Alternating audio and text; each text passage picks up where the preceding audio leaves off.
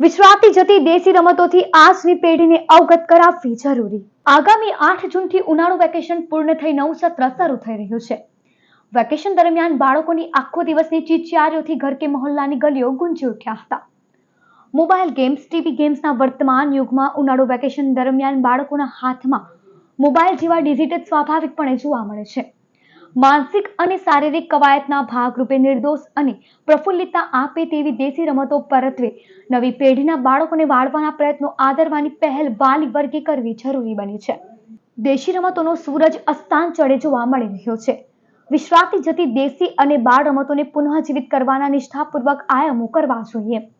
આ ફરજ શાળાના સંચાલકો પણ ચૂકતા આવ્યા છે। જો કે આ વખતે અંકલેશ્વરની કેટલીક શાળાઓએ વેકેશનમાં આ દિશામાં આવકારદાયક પ્રયત્નો હાથ ધર્યા હતા। ભૌતિકતા પાછળની આંતરી દોટ પાછળ આજની પેઢીને મૂળ સંસ્કૃતિની દેશી રમતોનો પરિચય સુદ્ધા આપણે કરાવ્યો નથી, જે ખેદજનક હકીકત છે। ખરેખર તો સરકારે રમતગમત ક્ષેત્રે દેશી રમતોને પ્રાધાન્ય આપવું જોઈએ। ખેલ મહાકુંભમાં દેશી રમતો સામેલ કરવી જોઈએ। તાજેતરમાં શૈક્ષણિક વર્ષમાં ઉનાળુ વેકેશન પડ્યું અને ખાસ કરીને આપણે જોઈએ તો જે આજકાલની નવી પેઢીના બાળકો છે તે આપણી જૂની દેશી રમતો કે જે શરીરને પ્રફુલ્લિતતા આપે કે કંઈક એક્ટિવિટી બાહ્ય રીતે એક્ટિવિટી થાય, પરંતુ આજે જોઈએ તો વેકેશન દરમિયાન બાળકો લગભગ મોબાઈલ કે ટીવી કે વિડીયો ગેમ્સ કે એની અંદર ડિજિટમાં જ તેઓ રચ્યા પચ્યા રહ્યા।